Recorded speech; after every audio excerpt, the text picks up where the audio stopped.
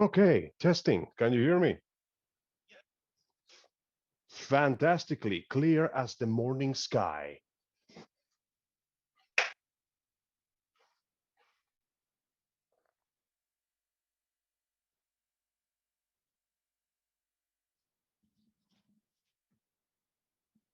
It is good to see you all.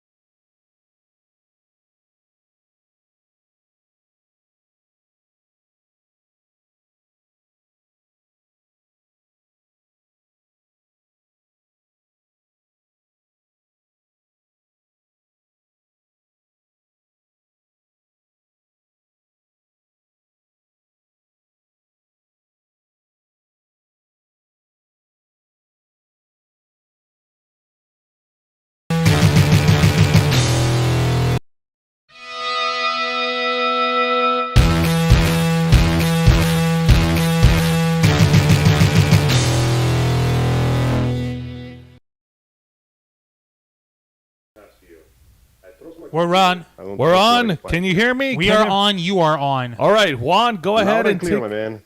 Juan, go ahead and take a seat. Hello, folks. It is the last Saturday of February 27th. Welcome to another exciting live episode of The Ravens Flock. How you doing, guys? It is the Hello. last Saturday of the month. As usual, February came and gone real fast. Came and went real Came and fast. went real fast. That's right. 24 hours before the second month of 2021 comes to a close. Indeed. I'm your host, Jose Casabona, also host of the Wednesday Night War. Joining me on my right is the host of the Black Files and the man who puts in the man hours behind the quality and the production of the Ravens Flock channel, Mr. Juan Arouse. Howdy, folks. I am here. I am awake, and I'm going to make this everybody's problem tonight. Indeed. And joining us live via dial-up connection. No, it ain't fucking dial-up. I know. No, trust me, we'll be hearing Through the sounds if it awesome was. power of tubes. The host It's a of series of tubes. Los Amigos Play, Angel Mendez. Hello, everyone. It is good to stand before you once more, my own beloved fuckboys, and once again share into the glorious of pop culture with my friends over here. Hope you're all having a great night. Oh yeah, Yep. absolutely. We're happy to have you, man. We are happy to be here. And of course, for those of you watching tonight, thank you for joining with us live. Be sure to jump in on the conversation on our simulcast stream on youtube.com/theravensflock and twitch.tv/theravensflock online. We have been spreading ourselves like rich, creamy butter across the toasted, long slice of Cuban bread that is the online con community, the geek community. everywhere where we know we've got friends and some frenemies and lots of people who think that we're all jerks. It's okay. It's good to I mean, have you're enemies. right. It's good to have enemies. That means that you're doing something right. I guess. Oh, But- base your measure of success not by how many people love you, but how many people want to hate fuck you. Indeed. Now, of Man, course, if you're watching I'd from be surprised to get fucked with anyone these days. if you're watching from YouTube, be sure to hit subscribe and hit the notification bell to Oh, stay no. on top of all of our new content. We produce content every week. And of course, if you have any questions or comments, go ahead and drop them on our YouTube and Twitch streams, and we will be answering them during the duration that we are live. And of course, for those of you who are not watching live, number one, what is wrong with you? And number two, more importantly, what the fuck is wrong with you? No, for real. Go ahead and leave us comments. Send us your thoughts. Send us your tweets. Send us your Facebook posts. We don't care. We spread everywhere. There is no excuse for you not to be able to tell the Ravens flock what is on your mind, because we are here to listen to the voice of the people. We are here to make your voice our mission. And with that said and done, gentlemen, this week fucking started off on the worst possible note for me, man. Yeah, we do need to talk about this. Even though this news broke out in the beginning of the week, everyone, including ourselves, were still shook on this big news. We are shooketh. Daft Punk has announced that they are splitting after 28 years of contributing their art into the music industry. 20 Even if you're not years, really a nearly fan. 3 decades. Even if you're not a fan of Daft Punk, it's very hard to forget just how influential they have been on the field of music itself. For those of you who haven't heard of Daft Punk, remember the latest Tron movie? They did that. They're pretty much the lords of techno, and they have become quite iconic for their fantastic performances and their very spectacular mirror mask helmets, which in an interview they said they put on specifically so they wouldn't be recognized and idolized. They wanted their music to perform first. But it seems that after almost a decade of not producing any new projects, they simply decided that it was time for the ride to be over, and they peacefully cut their business out at the beginning of this week, which means that we have no more use for France. Let's bomb the out of that place. I wouldn't want to do that anyways. People will kind of look down on France getting destroyed for no reason. But Fun for real, fact, though, speaking of destruction, moments after the band split a few days ago, the government of France approved the demolition of one of their oldest churches. I heard about that that news. is a horrible coincidence. I saw that news. I saw the video. That's a discussion for another time. But on the subject of Daft Punk, yeah, when you think techno music, when you think trance music, Daft Punk will always, forever be synonymous to that genre. And you got to remember, these guys are regular ass dudes. They are regular men. Their real names being Thomas Bangalier and Guy Manuel de Homen Cristo. I don't know which one of the two robots there is which. There's a silver one and a gold one. But the beauty of the music that they brought out is almost ineffable. It's almost undescribable, because they're not just out to make dancing club music, ass grinding music. They brought music with a purpose. They created a style of music that's emulated, that has been sampled, that has been refused to be sampled by Daft Punk, because fuck you, will.i.am. Oh no, for real, look this up sometime on the channel Fact Fiends. There's a story from last year of how will.i.am, basically, he tried to take one of Daft Punk's songs. He tried to remix it himself and go, oh, this is an official remix. And the only time they put down like a hard no, fucking cease and desist order on his ass. Oof. Stop, sir. They literally went on to say, we like our music better without will.i.am in it. Sorry, will.i.am. No more monkey business for you. Ha. No, but like, you gotta also understand that these, like, they'll do this with will.i.am, but at the same time, they took one of their more well-known songs, Harder, Better, Faster, Stronger, and they let Kanye West sample that and remix that, and they remixed it with him, and they rebuilt it with his song Stronger. You know, so well, that's like how that the creator can do it. Like, they literally made the song harder, better, faster, and stronger. Yeah. Yes. Now, granted, to show my weeb colors and let my weeb flag fly, I kind of prefer the version of Stronger as performed by Shady Vox, who has done Jade, who's done Jade and Yuki from GX Abridged in all Yeah. Little Prevo's work.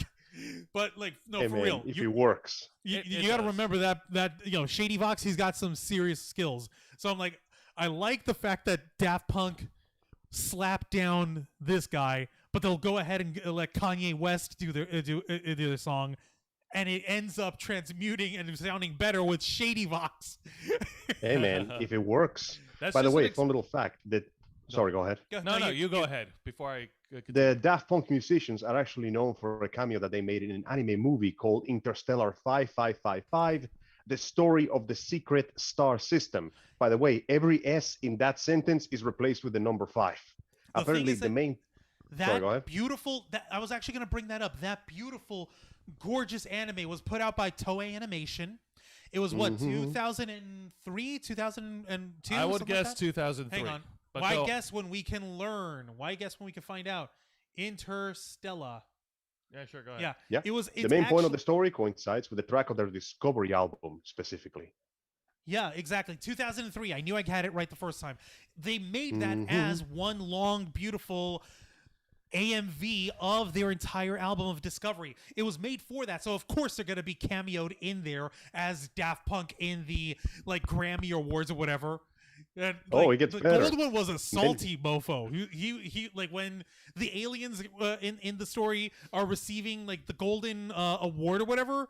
Like the silver one, he's got like happy written over his freaking screen, and the gold one's like WTF, mate? Like question mark? Like really, you're gonna applaud these guys? We lost. What is wrong with you? Have some pride, man. Because they're so cool, though. Those are just examples of how important Daft Punk has left their mark on all of us, not just in the music industry, but bleeding outside of it into different parts of our culture.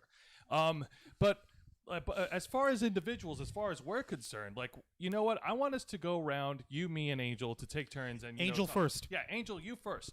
When was the first time you heard a song from Daft Punk? When were you first introduced to their part? Let's see. Let me see if I remember correctly. Check the date. Yeah, okay, no. The first time was actually when I watched Interstellar 5555 when I came to this country. At the time, mind you, I had no idea what the band was. All I knew is that I liked their music. So there was a point during my high school years that I listened to nothing but techno, and I probably browsed through their albums a few times without realizing it. So that was my first introduction to the cool guys, who, by the way, I saw in a different like music video, and I had no idea who they were. And I'm like, oh, I guess those must be like the mascots. I genuinely did not know at the time that those were the actual members of the band, which led me to look into them and find that cool interview when they said that they put the masks on to avoid excessive publicity. Ironically, as those masks are more recognizable than the people themselves. And that was pretty much it. Found them in high school. Didn't know it was them until after I left high school. Well, that's good. That's good, man. And how does it impact? Like, how does the music of Daft Punk like have an impact on you yourself? Like, let's just say that it has influenced my tastes towards the kind of music that I like a lot more than I expected. Because as far as I know, my top tiers are always being heavy metal, followed by techno, followed by whatever the fuck Gorillaz is. Yeah. And I'm pretty sure that They're they like are responsible for They're like a techno fusion of hip being hop that high and up there. rock. I hope so. But yeah, no, they're pretty much the reason why techno is on my second most preferred favorite tier of music. well, I that's didn't good. realize it until then, mind you. Like, it took me a while because I'm the kind of dumbass that didn't actually remember band names or artists. I'm like, I like this song. There. Well, that's good. That's good. All right, Juan, your No, turn. you. No, you. You. You. You. I go last. He goes next. One more time. I'll take last for real. Seriously? Yes. All right, fine. The first Come on, little time bro, tell them. first time I listened to a song from Daft Punk would have to be, I believe it was the year 2000 or 2001 when I heard their song and I saw the music video of One More Time. It would have to be 2003 Oh, 2003. because the music video of One More Time is the clip of One More Time from the Interstellar anime. So 2003. Oh, That's 2003. right. Okay, thank you. Yeah, that was the first time I listened to Daft Punk. That was around that time. I saw the music video and it was freaking awesome. And since then, I've listened to a couple of their songs here and there. I think the one that stuck out to me the most, like really, really ingrained into my system, was the entire soundtrack of Tron Legacy in 2010. Good Yes. shit. Derezzed will forever be my favorite song out of the entire collection from that movie. And it's just like you can't listen to techno music and not heard. Like if you're a fan of techno, how could you not be a fan of Daft Punk, or how can you go your entire life without knowing Daft Punk? And of course, the boys themselves make an appearance in the movie as the DJs, where that very same song plays during the fight scene, because of course they would. Yeah, absolutely.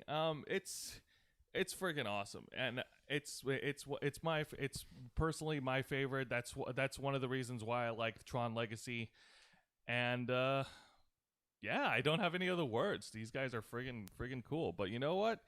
We're gonna go ahead and give the turn over to Juancho. When were you first introduced to Daft Punk? Same time as you, Joe. 2003 with the One More Time music video. After that, it was like obviously over the years, I got to look over and see some of their other stuff. Seeing Human After All, Discovery was our number one, and the fact that they worked on the Tron Legacy album was awesome, and it was beautiful. And you got to remember something. They didn't just do the hard, crazy techno shit. If you stuck around for the end credits, you had this beautiful orchestral, like from the end of the movie all the way through to the credits, and it was this beautiful sweeping like orchestral things. Like, oh shit, this sounds like Disney as fuck. But you got to remember, Daft Punk wrote that too. They wrote that like, okay, you know what? We gave our tithe, we gave our mark on the world of Disney. Now we'll go ahead and pay back the favor. We'll give the honor of Disney, and we'll give them like the sweeping orchestral that kids loved growing up with, like the golden age of Disney films, and get that sense of like wonder and excitement because you're transported into a virtual world that's like they described it when they made the movie of like the movie of Tron Legacy isn't about like the interwebs and memes and shit. It's like it's more akin to like discovering the digital Galapagos Islands that evolved on its own without any interference. That's a good one. So that's a really good one. So that's just like it's like that sort of identity and that sort of ideology was something that it was like extremely like poignant for that. And then when they came out with Random Access Memories, they wound up winning all the awards. Pharrell showed up with his giant hat. They showed up in their white tuxedos. They won all the awards, made all the money. And it was like, this is beautiful. Like these guys are getting recognized, and they're coming in with the hard, beautiful music that they've come in with. And they've shown that music can be a fucking journey. And it's like so... It was so shocking to me when the news of Daft Punk breaking up came out, because what they did is they put up a 7-8 minute long video, like a short film called Epilogue on their YouTube channel. Yeah. And it was so sad because like it was nonverbal. It was basically a music video. Used one of their songs in the end. The silver one couldn't walk with the gold one any further. They were walking across like what looked like the freaking salt flats or whatever. And and the silver one asked the gold one to turn on his self-destruct mechanism. They walked away, and you have this beautiful little moment where you see the silhouette behind him, you see him brace himself, and then a silent he fucking kabooms, and it's like it's caught from so many different angles, but I'm like, this is so fucking sad, man. I sound like a dork saying this shit, but I welled up in tears. Man, it was good shit, okay? It was really good. They are good shit. So I want to go ahead, Joseph, Angel, I don't know if you have anything on hand. Joseph, go ahead and grab yourself. Here, give me a second. We're going to go ahead and drink up and toast to Daft Punk. By all means. But yeah. Don't worry, folks. It's water.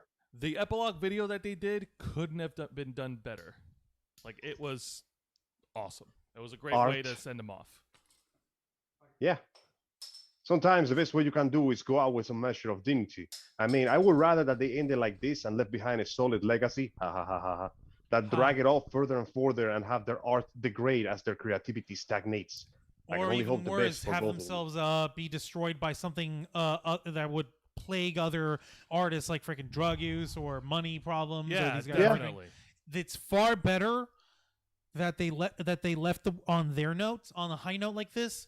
One thing that people had always speculated that Daft Punk was going to do would be, hey, what, like the artists, Tomas and Guy-Manuel could just retire themselves and find two new dudes instead to wear the masks and be the new Daft Punk.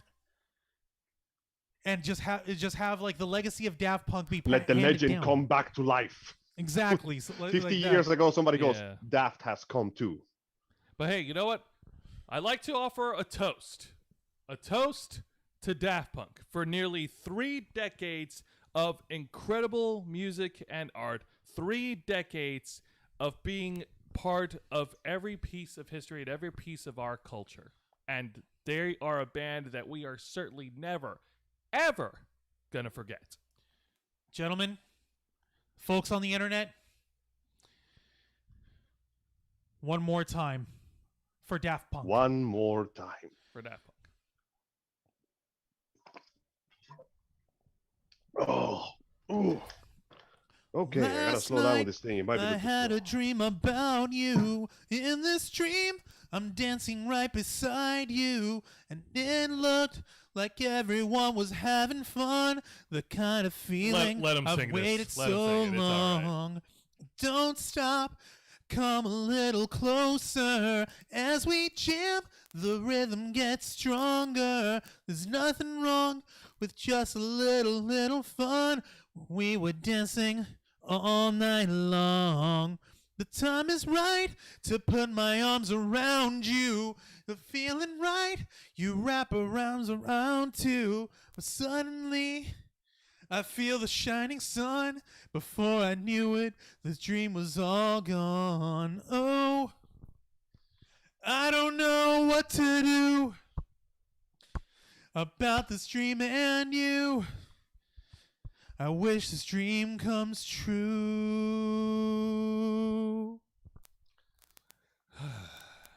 Thank you, Daft Punk. We'll miss you, folks. Yeah, man. I mean, it's... Damn it. It has been a ride. Hey, listen. Their music, their pieces, they will always be available to look up, all right? They're always going to be on the internet for everyone to look for. And as for the younger generation, if they want to listen to techno, it's up to us, the previous generation, to introduce them to Daft Punk. Don't cry because it's gone. Smile because it happened. Indeed. So, want to move on to some funny, hilarious shit? We could use some smiles to go with all this. Oh, yes. Definitely. This is something that is breaking news, and I kid you not, this is something that Juan has shared with me like an hour ago. Juancho, please. Oh, boy. This involves one of the actors of the Justice League movie that came out in 2017. The actor being Ray Fisher, the man who portrayed Cyborg in the movie. The man who, at this moment in time, Warner Brothers kind of doesn't have a very good opinion about him. We'll go ahead and we'll get in on that for him. But real quick, long story short, at the beginning of last year, Ray Fisher had been making this gigantic, startling, cataclysmic claim that Justice League director Joss Whedon was a horrible, abusive man, that he was doing the most terrible things to Ray Fisher, and he said the most terrible and horrifying and damnable and deplorable and despicable things ever to a human being, and he needs to be destroyed. And Warner Brothers Studios needs to be destroyed for how dare they ever work with Joss Whedon, and how dare that ever happen, and how, okay, what was the thing? How dare he be ever used in Hollywood? And the executives, oh no, they're just as easy to blame too, and it's their fault too. They need to all be taken down. We need to get down Jeff Johns, who's an executive. We need to take down Walter Hamada, who's an executive for Warner Brothers, because they wouldn't let Zack Snyder do the movie of the Justice League justice properly, and it's just horrible. And we need to have accountability over entertainment. You see, hashtag Borg life. You see, it's shit like this. Okay. Ray, It's Cool. shit like this Okay. that makes me wish this is liquor, but go on. It was just Malta Goya. Everyone been screaming about it. Like, all right, Ray, we get it. There's a problem. What happened?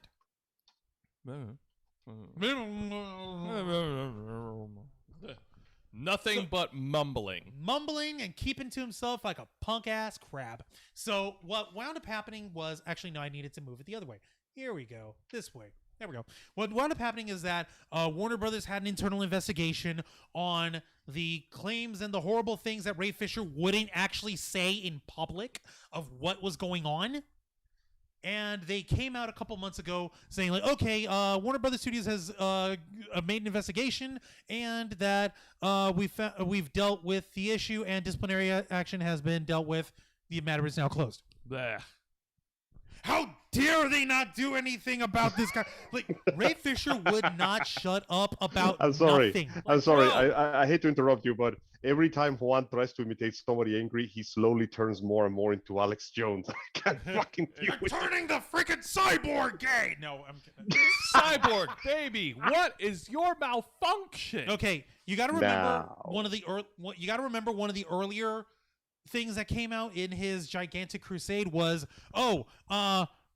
my barber isn't being credited by the movie. He needs to be credited on there, and we need to. Because he's like, black. No, like, yeah, they're like, oh, they're racially profiling him because he's a black man, and they're keeping him out of Hollywood, and they're trying to keep him down. How dare they? He was my barber in the movie. He needs to be credited and needs to be paid. Dude, It you sounds brought- like a no, Dave Chappelle skit, but taken seriously. like, dude, you brought your personal barber in without him actually being hired by the studio for the production. You have hair and makeup artists, but you brought your personal barber in on your time, on your dime, to what? What was Cyborg's haircut in Justice League? You know what Cyborg's haircut is, right? It's a Half metal plate, half half- crew cut that you see in every barber shop in the world. That's it. That's like, all it is. My novice ass who doesn't know how to use a pair of clippers could do that. But his personal bar, how dare he not be credited?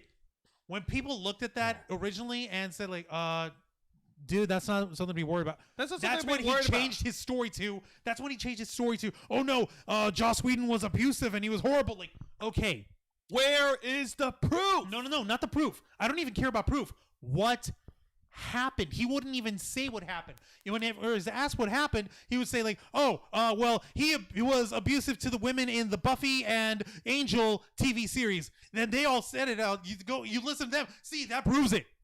Oh my god. Okay, we know he's had problems. He's done this shit and he was a horrible person to these women. What did he do? What is he doing to now? You? What did he do Where's to the you, proof? Ray Fisher? Oh, Oh, how dare they? No, and he was like, he was a horrible person. And you can even ask Gal Gadot, and she'll tell you what he did. Gal Gadot came up with basically a 2-line statement. She's like, I had a problem with Joss Whedon while we were producing the Justice League movie, but we talked it out on the spot, and it never came up again. Exactly. Look, like she I brought believe that that shit. our friend Andy Signor said it best. If you are going to accuse somebody, you better bring some proof to your words. And lo and behold, while there's plenty of words, it would seem that the proof is nowhere to be seen. Now, according Maybe to it disappeared with all this stuff in Epstein Island. Now, here's the funny part. The article that came out earlier today, it came out at 12:50 p.m. Pacific time. So that would be what? Let's see. Well, 12, 1, 2, 3. That's 3 yeah, o'clock. around here. 3:50 p.m. Eastern time. According to the Hollywood Reporter, article by Aaron Couch, Justice League investigator backs DC Films' Walter Hamada after Ray Fisher claims. The tagline on here: Fisher has accused the executive of attempting to interfere with an investigation into misconduct on the set of reshoots for the 2017 film. On Saturday, actor Ray Fisher once again accused DC Films president Walter Hamada of attempting to interfere with an investigation into accusations of misconduct on the set of reshoots for Justice League.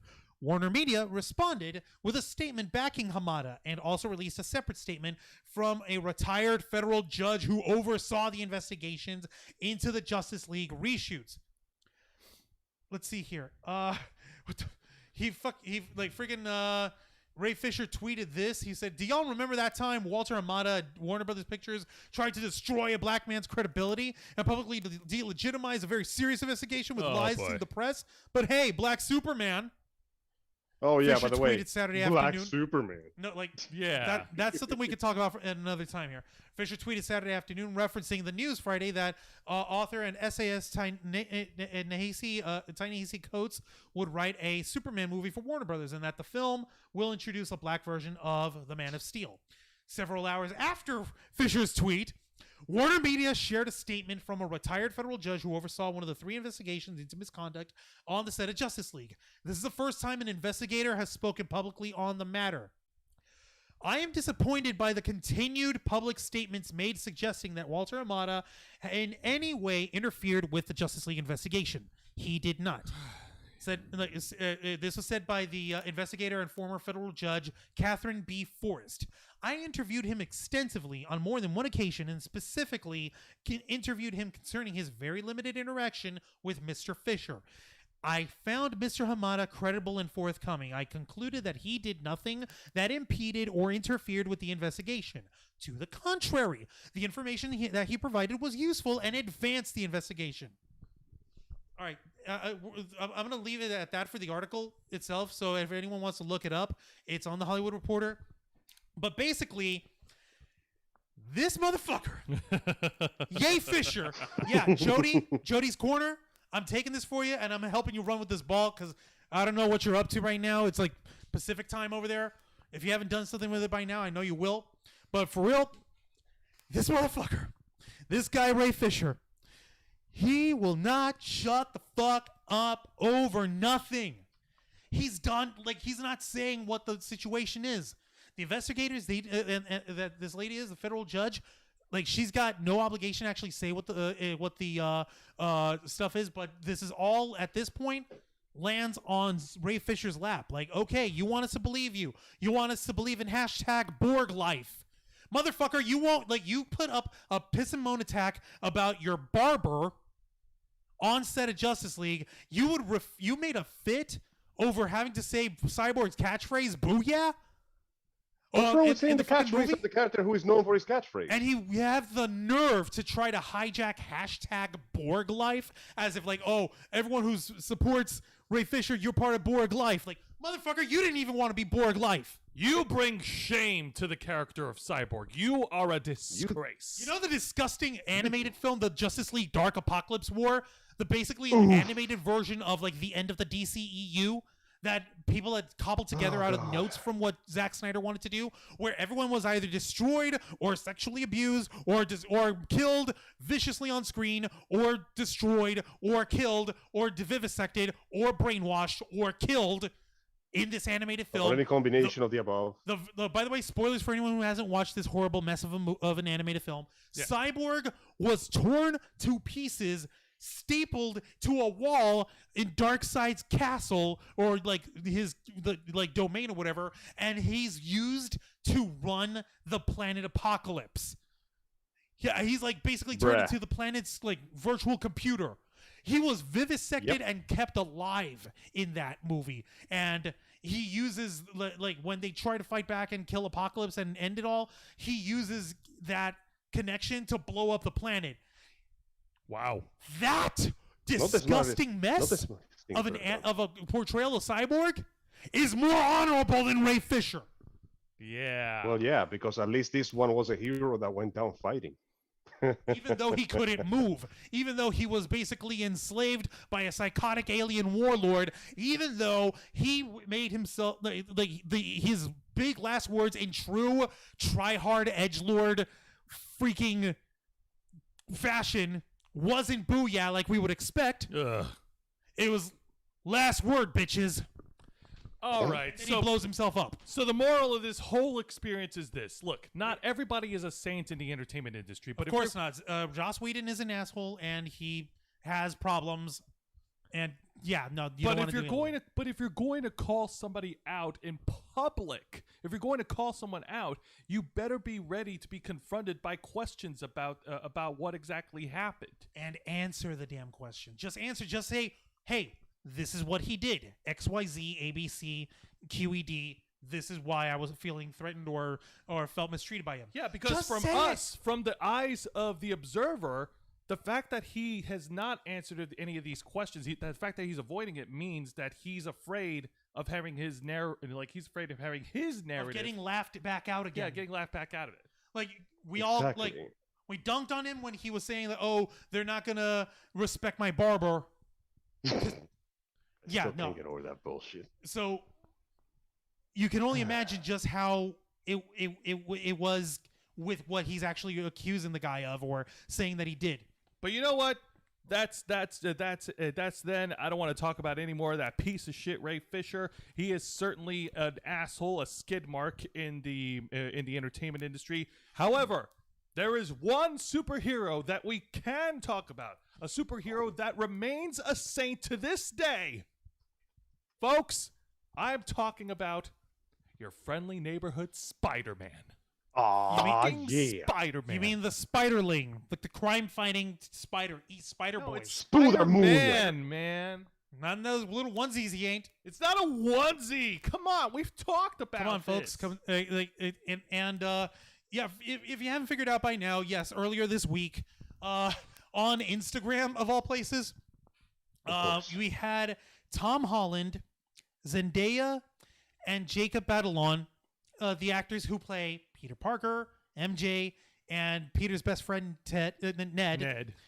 They each put out on their Instagram pages a brand new sneak peek image of the new Spider-Man movie, and they each put out 3 separate, completely different Spider-Man titles. It was so funny.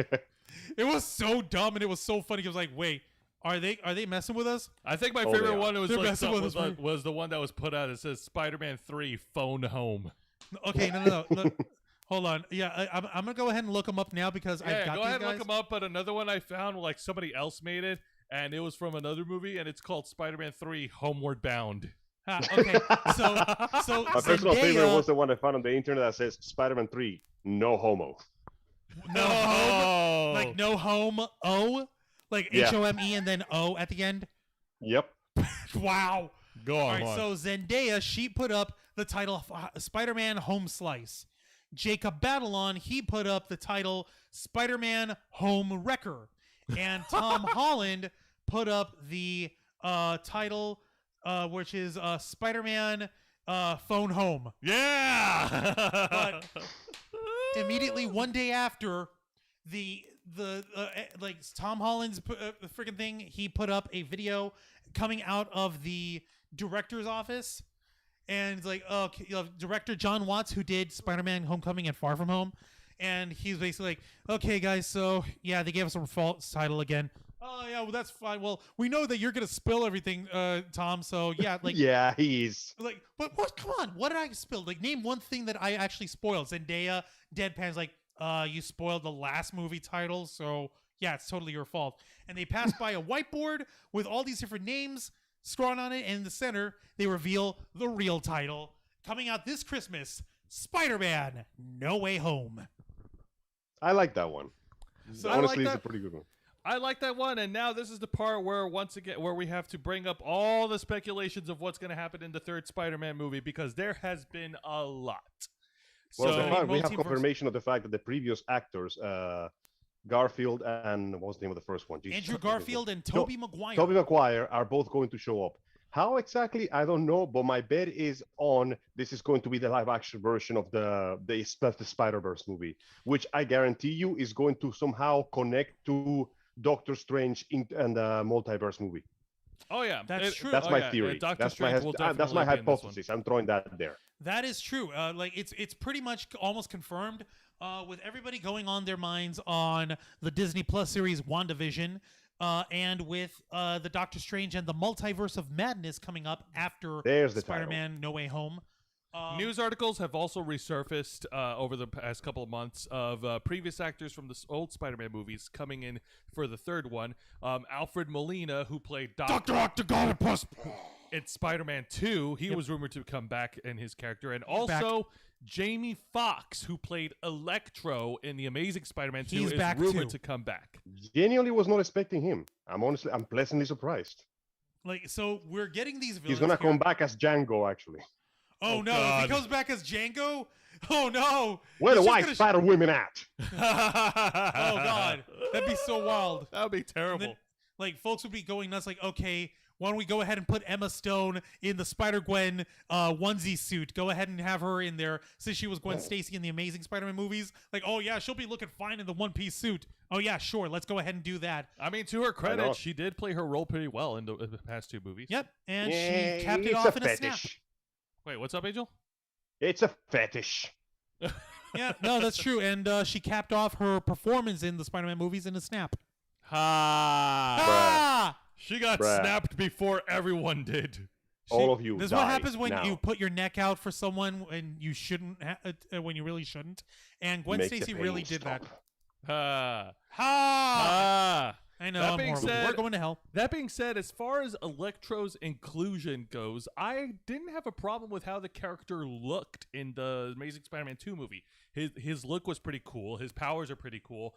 I think after a long time of debating with Juan, we can agree He his was Edward character- Nygma. He was Edward Nygma. His character motivation was weak. We're talking about Spider-Man 2, Amazing Spider-Man 2? Yes. Yes. One with the green. Yeah, no, the fact that the Goblin became some sort of insane. No, we're talking bullshit- Electro, not Goblin. Oh, no, Oh, we'll yeah, get to no. Goblin in a second. Electro, I felt, had a good motivation that was not explored properly. They could have done more with him, and I won't lie, guys, that his last suit looked fucking horrible. The type black one? The black fucking S&M dominatrix. I didn't like that. Yeah, that makes I would have sense. preferred they had just gone full Dr. Manhattan energy beam. It would have fit him a little better because that suit made no damn sense and it just kind of looked like crap. Or just give him something that's close to how to the original source material. I've seen we've Yeah. seen what he looks like in the comics. It doesn't have to be exactly that, but to give us something close to that. Hell, the one in the Spider-Man PS4 game. Let me check out the design. Yeah, no, the Spider-Man PS4 game is just normal looks with a jacket that is started up with a bunch of like really like mechanical parts to help him control his electricity. And he has a scar on his face in the shape of the star mask he used to wear. They could have done something with that. I felt like that, like something like that would have looked really cool. Yeah, no, absolutely. Now, Alfred Molina, this is just my personal opinion. You guys could disagree with me. His portrayal, his Dr. Octopus, is the best villain out of all the Spider-Man movies. Yeah, no, 100% agree. So far, I haven't seen one back. The Vulture comes close, but I feel like Alfred had more Like that- character, the- more villainous character the- to him by virtue fun of with being the it- whole mad scientist. the fun that we had with Dr. Octopus with Doc Ock in the movie was like we had him like he had the whole movie on his own. He was the mentor. He was like the kindly scientist. You see that he's got ambition. He's smart and he's good. And you see that he was trying to be good to Peter Parker. And then we see him going nuts because the fucking tentacle arms are fused to his body and the inhibitor chip was like screwing with his mind. And so he was literally talking to the freaking thing. Remember, Himself. they would come and like beak at him like the little devil on your shoulder. That part was weird. You know what? I think that those things were literally just working on his subconscious impulse, and he essentially deluded himself into thinking It's they a had a will of feedback their own. loop kind of It's a thing. feedback yeah. loop because Yeah. the inhibitor chip was destroyed. Yeah, because otherwise, at the end of the movie, he wouldn't have been able to use them to save this, to sacrifice himself to save the day. You're right. So yeah, those things were basically fueling his id, his brutal point desire kind of thing. Artificial intelligence, am I right? It was Yeah. it was so beautiful. The physical like practical effects on that was so cool. And like the only thing that I could think of that they would try to do in order to make that work, obviously we're not going to ask Alfred Molina to show up for 2 days at a green screen somewhere in Georgia because Georgia's got the tax credits. Hey, Florida, get on that. And and like just have him like jump around. Oh, by the way, Mr. Molina, do you remember the harness that we put you on in the green screen that we had you walk around in harness and had 4 guys animate the arms next to you? Yeah, we're gonna do that again, but only 2 days. You cool with that? No, we've advanced on there. CGI is a beautiful thing. The most that they'll do with him is he'll be moving around. Maybe they'll have him on like a bungee cord in like a bungee suit or whatever, so he could like maybe jump or have himself suspend a little bit, and they'll just CGI the arms. So we'll be okay with that. Probably. Now, we do have other announcements from other shows from Disney Plus, but before I get to that, there are 2 comments right now. First comment from Bunda713. Hey, Bunda, how's it going, man? This is a question for Hello. Juan. Yes. Juancho, what do you think of The Miz being champ? Of course, being WWE champion. Oh, boy. Okay. This is a Juan question. So get ready. And this is The Oh Miz. boy, here we go. This So should be get good. ready for cringe.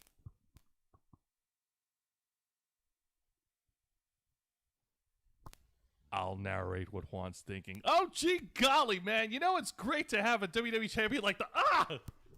I'm a big What fan the of the fuck? Miz. Okay.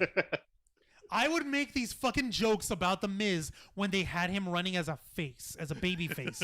That because what they fucking did with this guy is they would rub in everyone's face, oh, he's gonna be he's a father now. He's got a beautiful wife. He loves his dad so much. He's such a nice guy. He's so nice. He loves his dad. He's a movie star, okay? He danced as an elf for Santa, and he was a Marine because we can't afford John Cena anymore. He's such a nice guy. Like him. Oh. No. Okay. So it was No. Shut the you Angel on the internet, you could shut up for a second. You shut the fuck up. Joe, don't you try You me. did this. You did What? this, Bunda. Now, when you have him running as a heel, as a bad guy, of course you take the self-absorbed, arrogant, I'm a big Hollywood star because I started from fucking the real world in New York for the 10th season, and I was such a spastic geek about wrestling that I thought I had a chance with freaking going in on Tough Enough cold turkey. And then when people realize, oh, hey, wait a minute, he's a fucking reality TV star. Maybe we ought to give him a break. Let's get him trained up properly. And his first idea for his look as a wrestler is I'm going to come in with a faux hawk that's peroxide bleached at the tips, and I'm going to wear jean shorts like John Cena, but they're trip shorts. But they're only shorts, so they're black. And how do you know that they're trip shorts? Because there's chains along them, and he's going to wear suspenders down. Because he sees nobody else is wearing suspenders. And he's got boots, the black gloves, and sometimes he would come down wearing a black hat and do his stupid little hand motion. Like, I'm the thing. reality star, baby. You guys love me. You're like, shut the fuck up, miss. Oh. And he has this cringy chant where he goes, hoorah! Wow, you just described Macho Man from the Punch-Out boxing game. Okay. Now, he has tried to evolve out of that into the evil bad guy who's a dastardly heel in a three-piece suit. Motherfucker, like, you can dress like that when you go into red carpet events that nobody invited you to. Right. But you can save that, oh, I'm like Ric Flair in the fucking business suit when I'm a champion shit. You can save that for another time. Give it maybe 10 years. Then he can fucking wear the suits. All But, right. Like, Yeah. no, like, okay, no, you wanted to hear about The Miz? You're going to hear about The Miz. So shut the fuck up. And the problem that I have with this guy is for He's better quoting an or anti-promo. worse, I despise his character. I despise the guy for being such an annoying wad. But you know what? The motherfucker hasn't injured himself in any way that could kill his career. So I will give him the respect of being the king of soft style. Congratulations. You damn! Okay, everybody. All right, Send I'm gonna Juan have as to find- many memes as you can possibly find from now on. Oh He my- deserves I'm gonna have all to of find it. a way to clip that for that little bit, and I'll put that out later. Yeah. Let's get back on topic of Yeah, let's get what's back- happening with Disney. So, All right. Bunda, thank you for the question. We'll Here was read your the other answer. questions as we go on, but yes, we've been keeping up with the announcements from Disney Plus.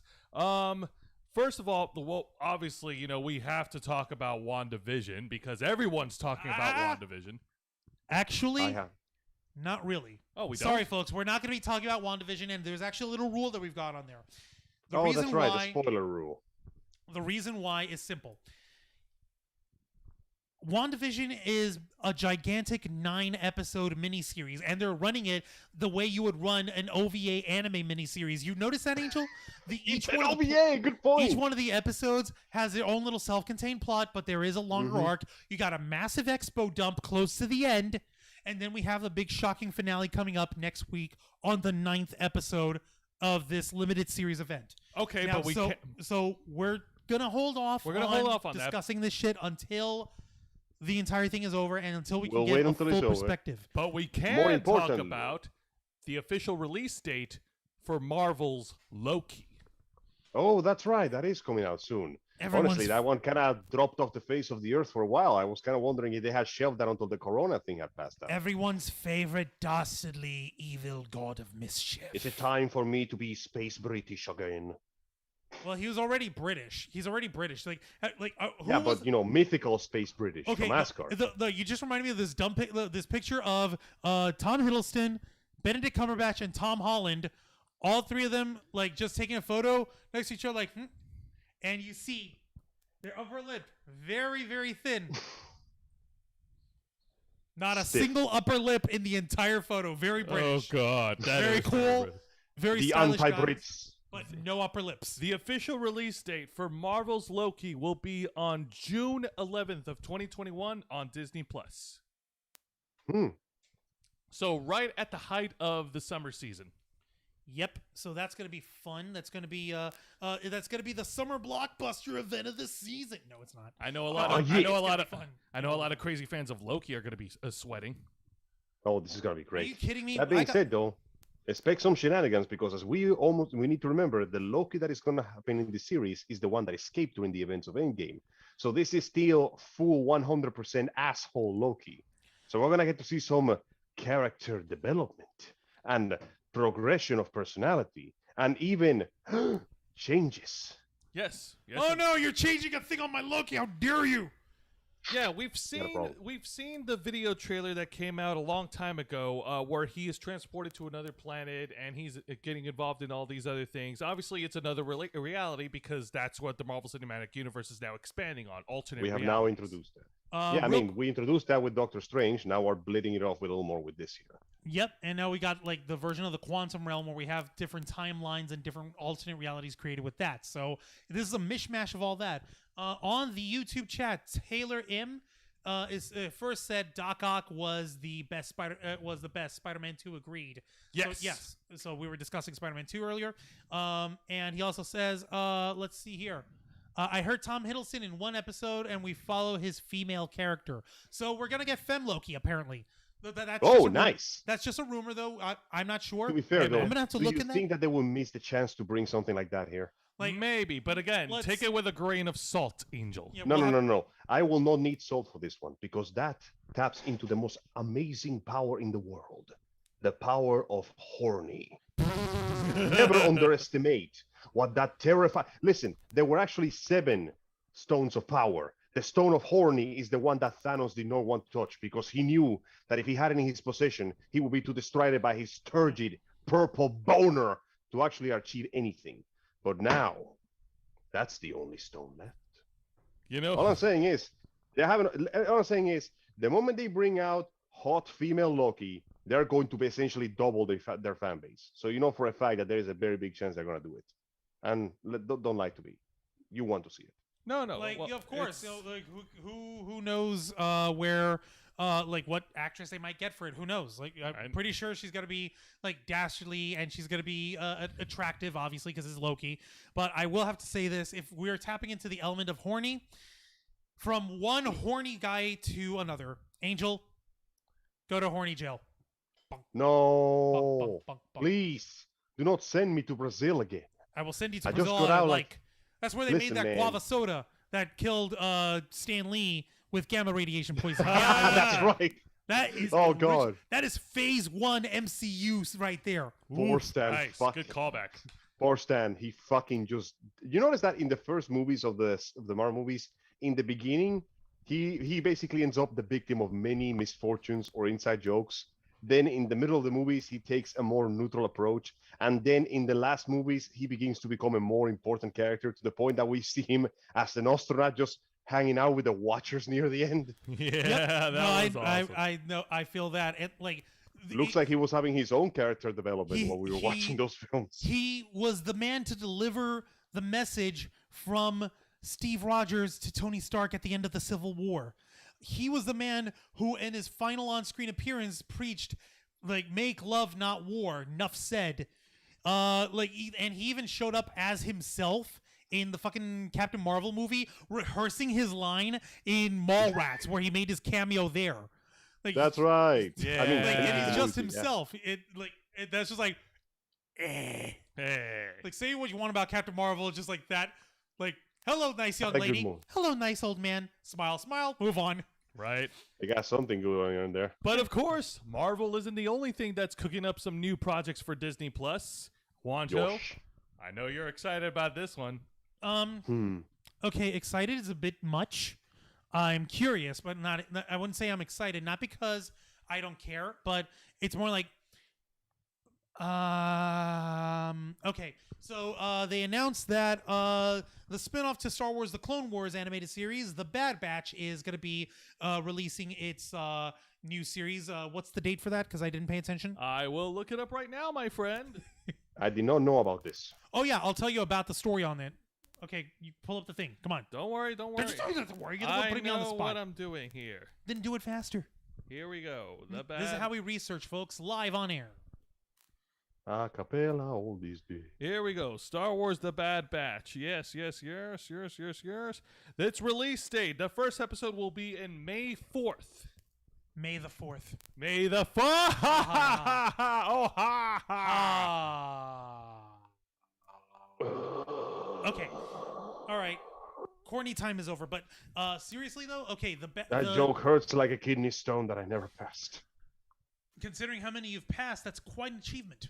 But I'm Tish. Ugh. Ugh. No, so the story of the Bad Batch follows the team of clandestine clone troopers, elites who are called the Bad Batch.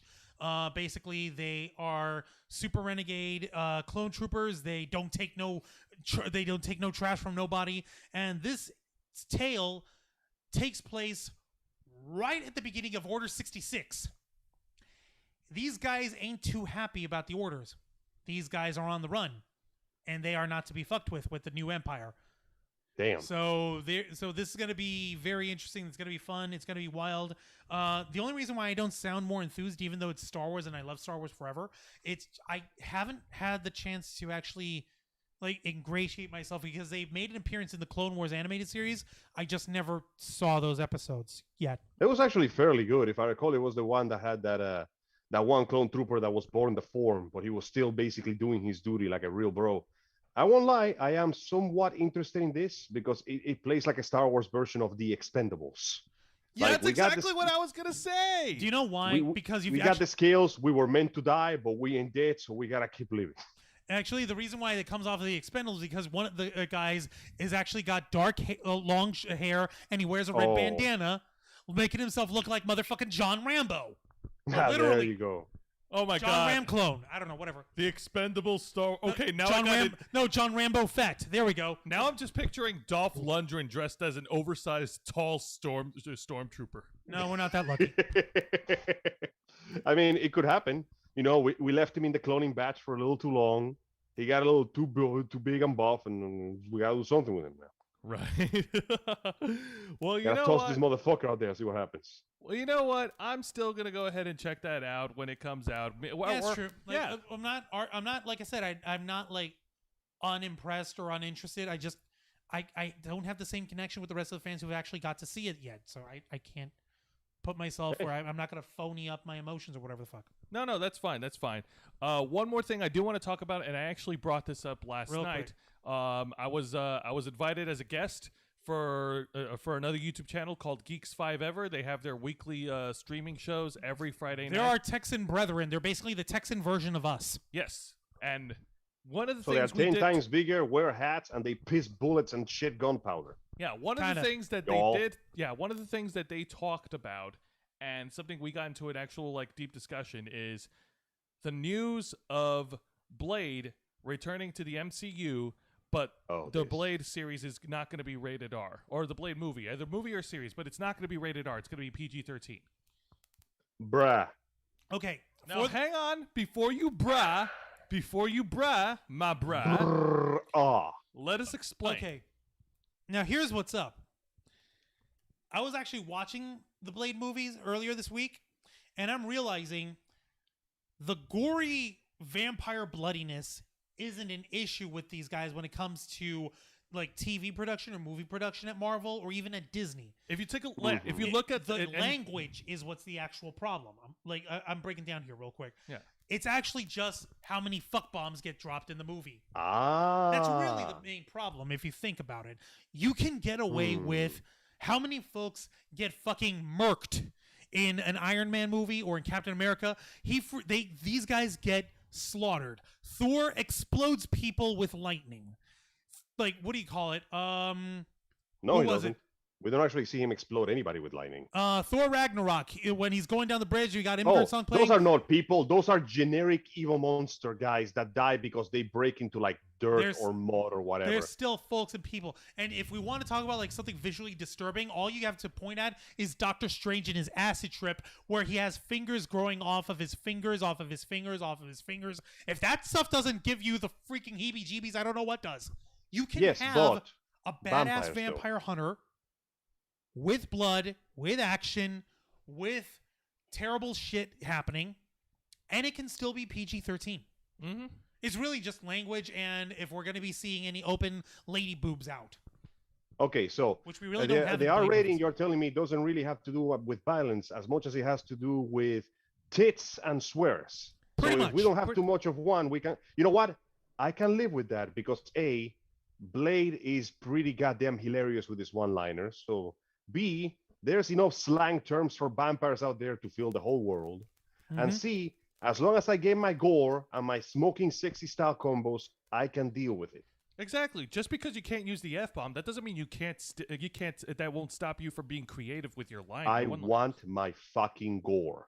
This is a vampire series about Blade fucking up vampires. So I want to see some gore. I want to see dudes getting sandatsu'd. You know what I mean? Yeah, definitely. Yeah. The one thing you know that first scene on the first movie with the club and the blood, that really memorable scene with the sick techno music and the sprinklers just shooting fucking crimson ichor all over the place? Yeah. Yes. That's what I want. I want that, and I want more.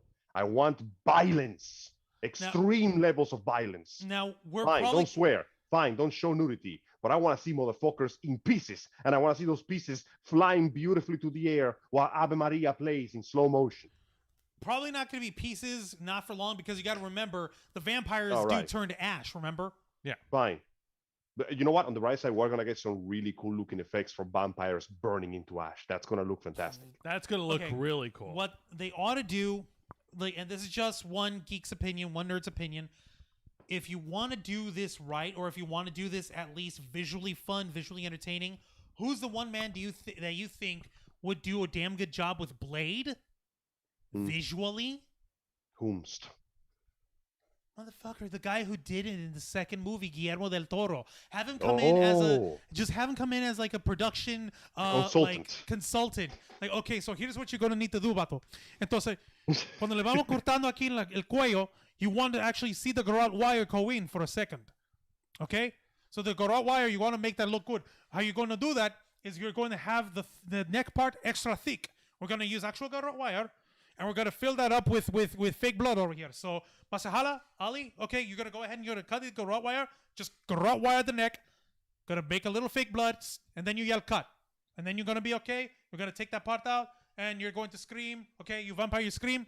Give me a scream. No, scream. Ah! Okay, and then you, with that visual guy, you're going to make you ash. And there. Okay? Very cool. Good. Andale. Then Wesley Snipes accidentally decapitates the guy for real. No, it's not Wesley Snipes. Remember, we got a new guy, that's right. Ali. Ali accidentally decapitates the guy by accident. Oops. Dude, yeah, I was going to say, he was the dude that played Vector in Alita Battle Angel.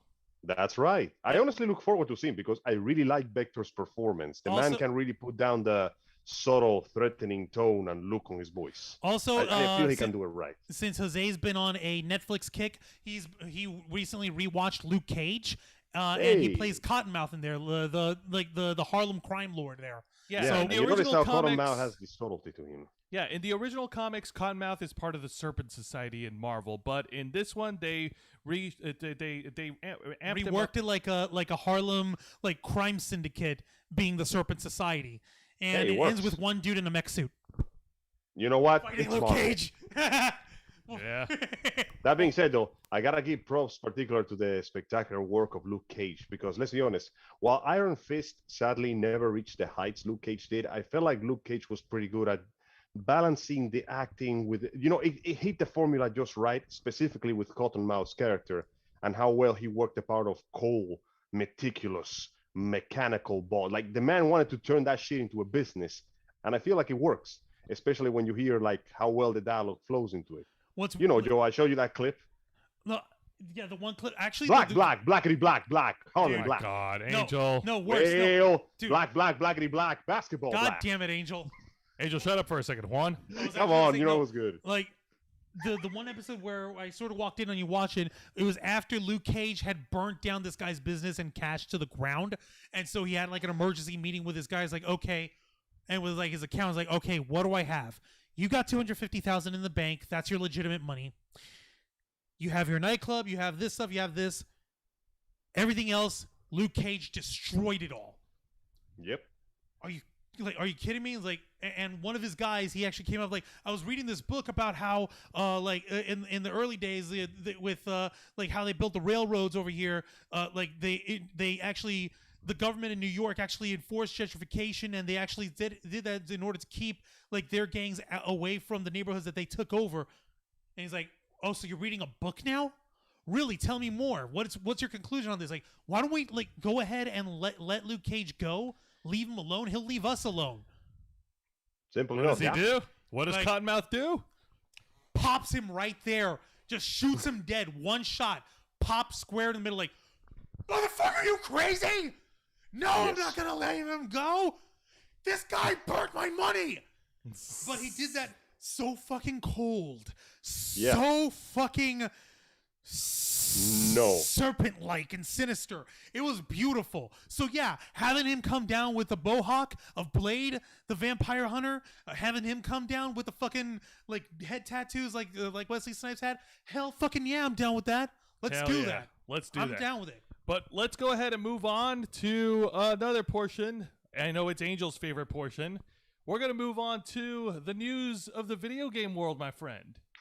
All right, I have quite a doozy for all of you. These last weeks have been somewhat of a bit of an interesting run back, admittedly with some highs, some lows, some shenanigans. But Real- the one so thing, let's begin with hang on a number minute. one. Real Before- quick, before- before Go I ahead, go go in ahead, go the ahead. comments, Taylor M was responding earlier when we were talking about the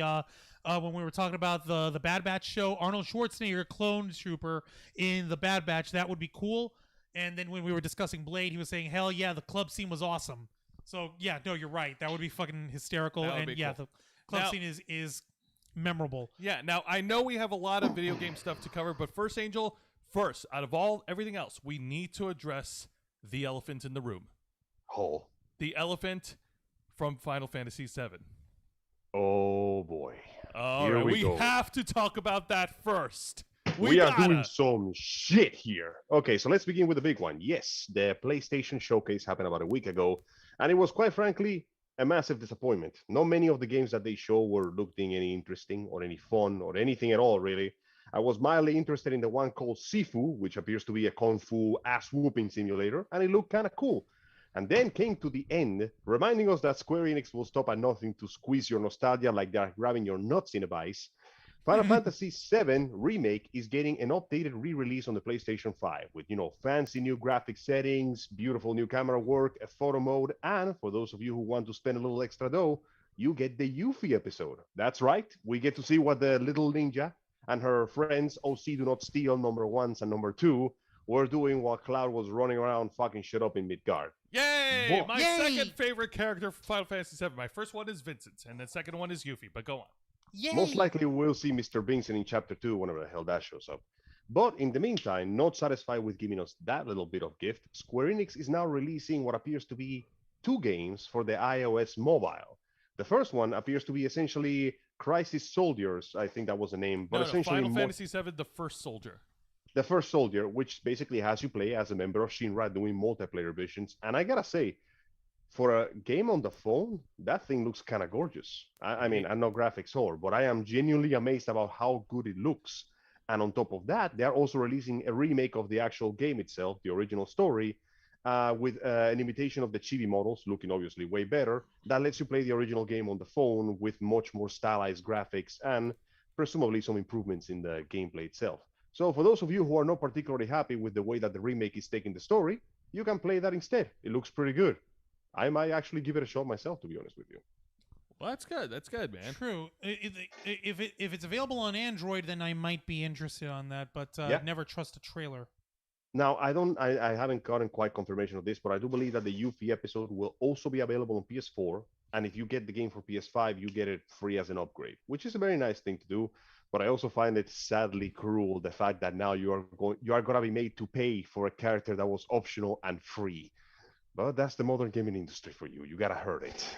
Dude, the fans are crazy. They'll get it regardless. Oh, yes, they will. It's not And speaking wrong. of people fucking getting it, have you guys ever heard of Stadia? What? Stadia. Ugh. Ugh. Why would you bring that accursed name back into my computers? Angel, Not a isn't that game. where games go to die? That is not a no. That's the Ouya. No, Stadia is a service, an online service by your good old friends at Google, essentially allowing you to play your games online. And it boasted the awesome power to essentially switch from one console to another, quick and easy and special. But let me tell you everything you need to know about Stadia. There was a clip in video of somebody playing a video game on Stadia. They pressed the jump button, and the character jumped a whole second after the button was pressed. Oh boy. What? And No, this was as with- in, as Yeah. in, like, okay, imagine this little like figure over here. Yeah, Angel, go ahead and like on the camera where we can see you, push jump the button. like that. Imagine trying to play something like Devil May Cry or Dark Souls with that level of latency. Imagine trying to play. No Imagine thanks. trying to play a fighting game. But wait, it gets better. This was done with good internet. And the idea of Stadia is that it's supposed to be 24/7 online. Hey guys, how reliable is your internet right now? Pretty freaking reliable. Pretty right now. reliable, actually. We like our provider just upgraded everyone in our area to 200 megabits per second at no additional charge. Yay. Very nice. So Very nice. that means that you could, if you feel confident, you feel that you could play a multiplayer game and believe that you could have a very good stable connection. Yes? Yes. Yes. Like as long Now as we got it, imagine- as long as we got it with an Ethernet cable instead of like using the house Wi-Fi. Yes, yes. But go Yeah. on. Imagine if you were playing any game and you didn't need the online for multiplayer. Imagine if you needed the online the same way you need it for your Netflix. Imagine that the second your online goes down or skips or has a hiccup, it has effect on your play in your game, single or multiplayer. Imagine trying to get to that shit. Nope. Out. That's what Stadia is supposed to be. God. And it also relies on the also, here's a good one. You ever tried to play a fighting game with somebody on the other side of the globe?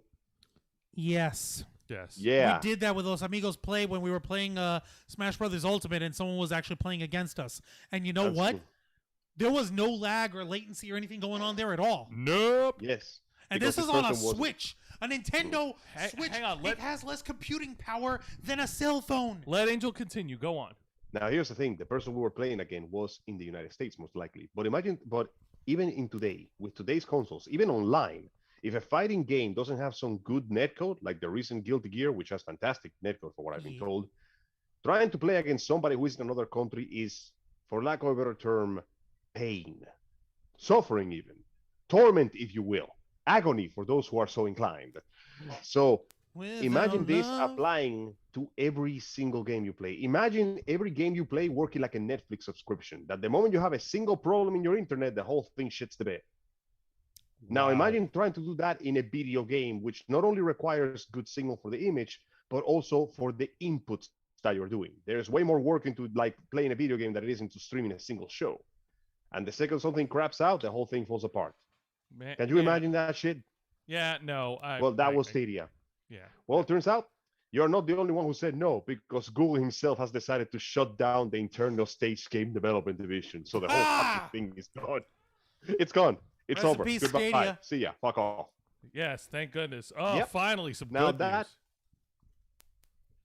Unfortunately, this is followed by what can only be described as very, very sad news.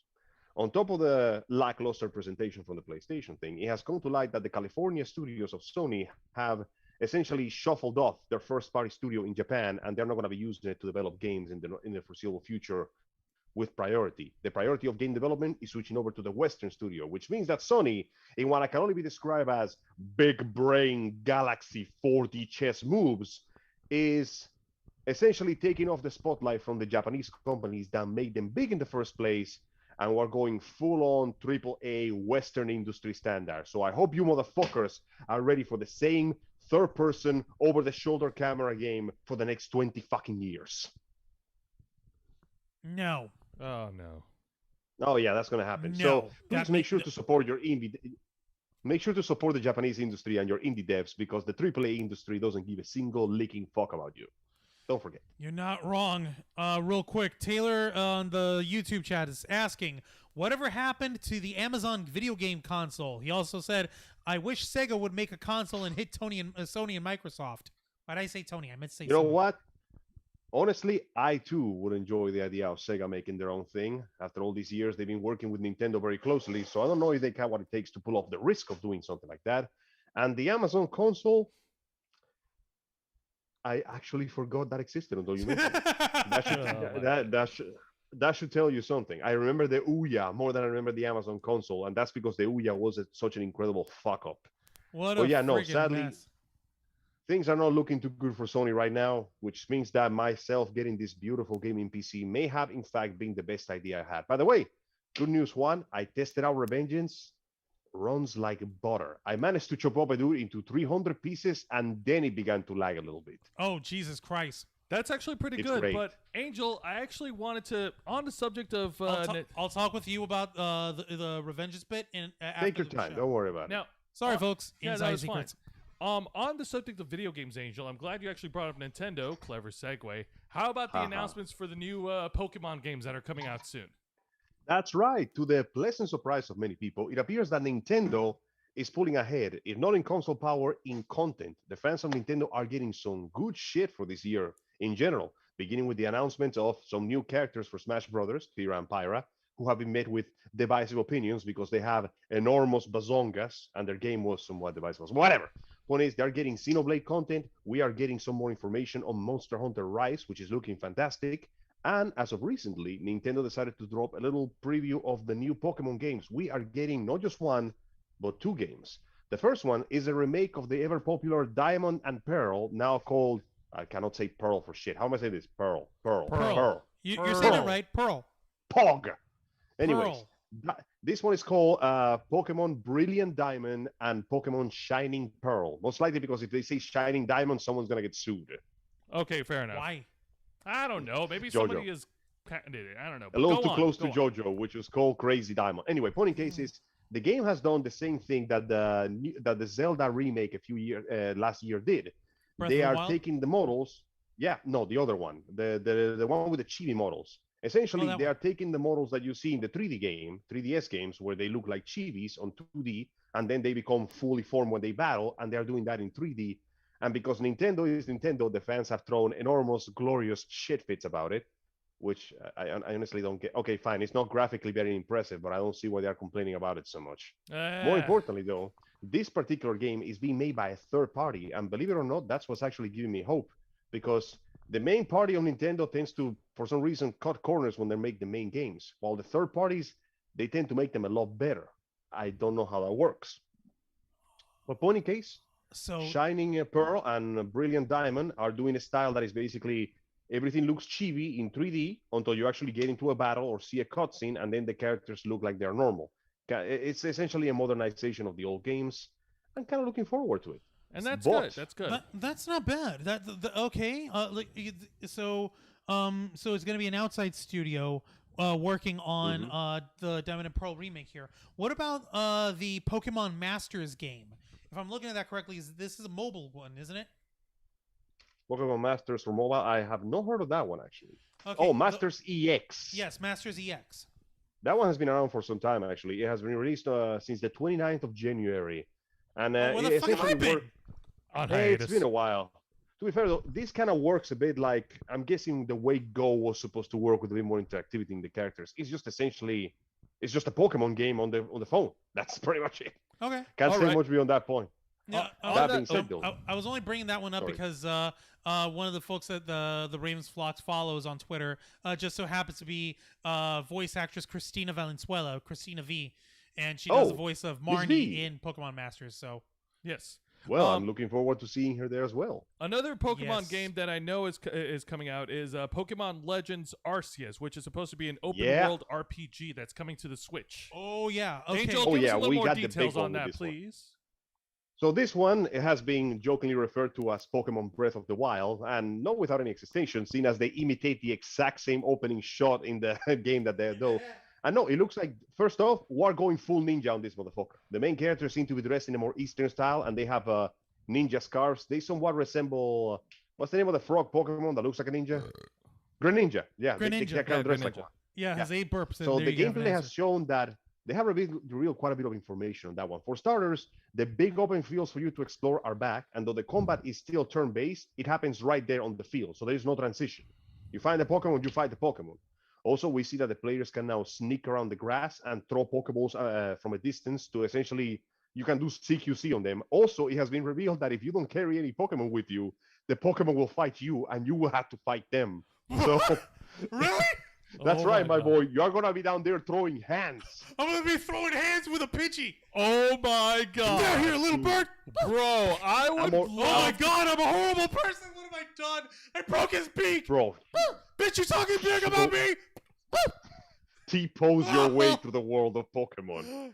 But yes, no, I'm already expecting to see videos of somebody doing a full playthrough just punching and kicking his way through the entire region. And That's as good. the name indicates, the big legendary is going to be Arceus, which is the closest thing this world has to God with a capital G. It is God. It's Overall, God. Dr. Gregory House confirms that he is God. yeah, it is pretty good. I won't lie, it looks kind of exciting, and I like the changes they're making. So I'm kind of looking forward to that one more than the others. And I don't know how this one's gonna work out, to be honest with you, but Well, just it recently, looks like an improvement over the formula to me. yeah. Well, just recently, Nintendo also released a 3-minute gameplay video of the new Pokemon Snap that's coming out for the Switch. Oh, that's right. We're also getting a new Pokemon Snap. For those of you who still remember that some bitch from like the GameCube, No, it was the was on the- N64, son. the N64. Holy shit! That oh god. You know how I know? Oh god, we're Because old. I remember when they had the demo of it at the Blockbuster Games, not a Oh, Blockbuster Video. god. They had their N64 like that you could play with and demo with. They had a spot where you could play the demo of Pokemon Snap, and they had a little photo printer hooked up with it too. So the Pokemon photos that you would take, if you paid like $5 or whatever the fuck it was, you'll also be able to go in and print out 1 or 2 of the photos on like a sticker paper that of the Pokemon that you Yeah. took. Right. It was so fucking now- It beautiful, was so man. good. My The best part mind's is because telling me this to. game doesn't fall.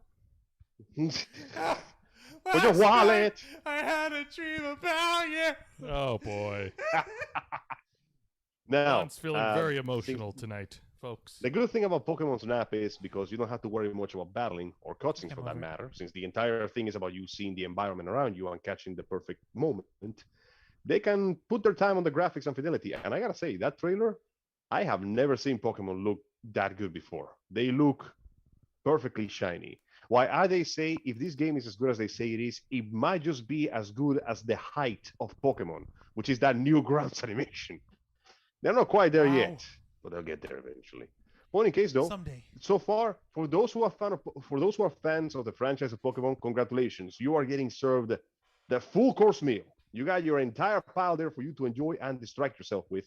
And for those of you who are enjoying something else, we also get a nice touch on the world of JRPGs with a sequel to the beautiful 3DS Nintendo hit Bravely Default. We are getting Bravely Default 2 from the makers of Final Fantasy. This one, this one takes place in the world of Ivalice, the lesser explored games that usually happen in handhelds.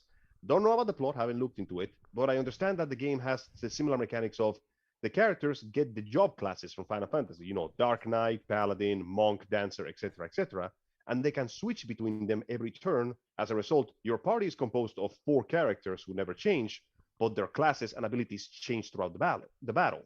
Also, the Bravely Default is more than just the title. It's an actual game mechanic that lets you stop time and take multiple turns. However, the more turns you take, the more defenseless you will be because you are giving the opposing enemy more time to actually fight you. So far, the game has already come out, and we already have people bitching and whining that it is very difficult and grindy, like a good, proper turn-based RPG should be. Yeah. And overall, though, the reaction has been very positive. So I look forward to getting my hands on that game eventually. In the meantime, for those of you who enjoy the Pokemon franchise, congratulations. You got yourself a nice little treasure trove here for you to play with. For those of you who like JRPGs, you got a nice inventive one with Bravely Second 2. I hope you enjoy it as much as the previous Bravely Default games. And for those of you who are having trouble with the game, well, do not fear, because fear is the mind killer. Acquire proficiency. Get good. Please. Become best. Become the best. Get good. Because Absolutely. obtain motivation. With these new announcements of these different Pokemon games, it just goes to show you, hey, there's a little something for everybody, Yeah, man. So I'm definitely excited for that. And this is some good stuff, man. We had a roller coaster here. We wound up covering a bunch of stuff. We wound up covering different things left and right tonight. We got some great interaction from the audience tonight. Taylor, one more time over here, is saying Pokemon games on Switch are awesome. It yes, really is. they are. It really is, and it's like I'm still astounded that there's a market for folks wanting a Nintendo 3DS or anything like that. At this point, we don't need a handheld console anymore. We've got it in. Actually, I think this one's going to. Hang on, let me check something real quick. Let me confirm that. Yeah, by all means, go right ahead. But time to do some fucking work. Yep. Bravely Default 2. It's coming out on. Let me check. TikTok. Jesus, I thought you don't like TikTok. No, shut the fuck, boy. If you do not. Yeah, no. Looks like Bravely Default is in fact for the Switch. The 3DS is sadly no longer getting any support. You are not gonna see anything like that there. That mofo is for the Switch. To be fair, though, it makes sense. The Switch is basically is both a home console and a portable console. So all they need to do is work on fixing the design. Oh, we almost forgot to talk about something, guys. What's up? Well, to be fair, though, if it's any consolation, almost everybody has forgotten the PlayStation 5 exists too. So there's. Oh God. Oh boy, go ahead. Real quick. Go All ahead. right. So my good friend Joe over here linked me a little piece of documentation showing that. Well, as we know, the PlayStation 5 came out and then vanished into the mists of age. It has been so long that people are actually questioning if that console really exists. I'm pretty sure somebody got scalped for a white brick painted black or some shit. But in case, it appears that even the government of the United States itself is looking into the production of the machine because the factories that make the chips that usually go into these machines are experiencing a severe downturn of work due to Corona-chan, who apparently wants us to get out and stop playing so many video games.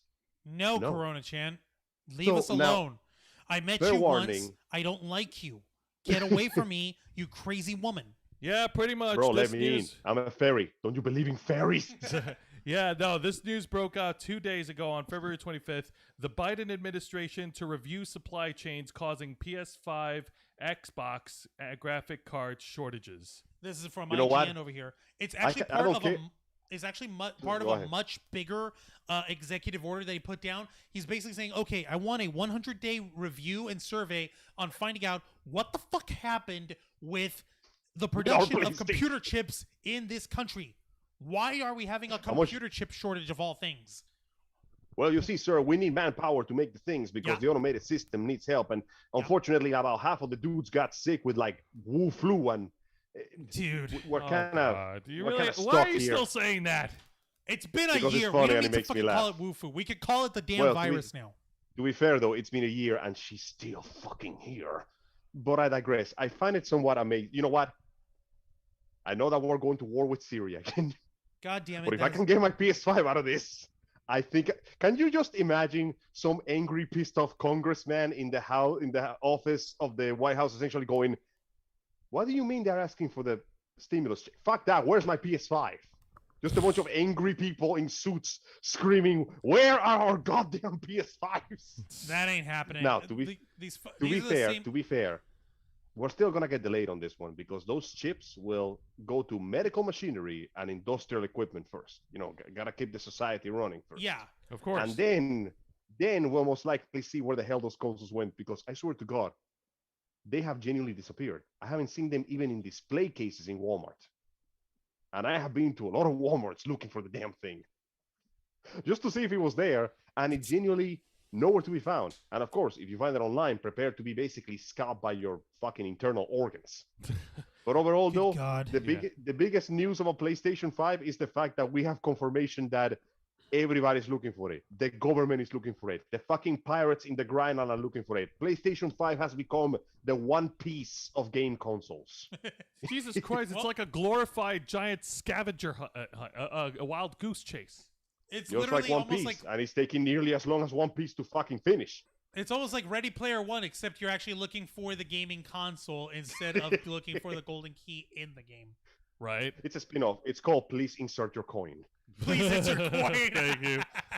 All right, I think we can pretty And much. that's it for games so far. That's Yeah. it for the industry at the time being. I Thank think you we for could letting pretty me go much through. wrap this up. And you know what? For all of you guys watching, we really appreciate every viewer, every supporter out there who's watching our channel, subscribes to us.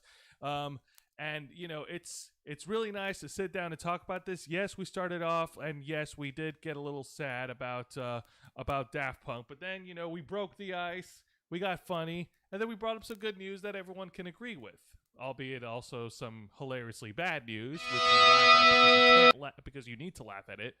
But other than that, this has been an awesome episode. This is a great way to end February. And we'll be streaming again next Saturday, same time on the first weekend of March. Myself, Juan, and Angel Mendez. So until then, Juan, plug us away. Thank you very much, folks, for watching this week's live stream edition of The Ravens Flock. Be sure to keep your eyes open. We're going to be putting replays for some of the segments here throughout next week. And if you actually want to be part of the discussion, feel free to join us every Saturday evening here, 8:30 Eastern Time, on our YouTube channel, youtube.com/ravensflock, and twitch.tv/ravensflock online. Join us live. Talk with us in the comments section. We will read your comments. We will actually interact with you. And we want to make sure that we can continue interacting with you. So consider sharing our content. Consider being subscribed to us if you aren't already. And, of course, continue to follow us on Facebook.com/TheRavensFlock, Twitter.com/RavensFlock13, Instagram.com/TheRavensFlock online, Twitch.tv/TheRavensFlock online. And, of course, hit the subscribe button and the notification bell on our main channel here, youtube.com/TheRavensFlock, home of the Black Files, the Wednesday Night War, Los Amigos Play, and The Ravens Flock. All right, folks, thank you very much for tuning in. This has been an exciting February 27th edition of our flagship show. Folks of the internet, we are The Ravens Flock, and we are out.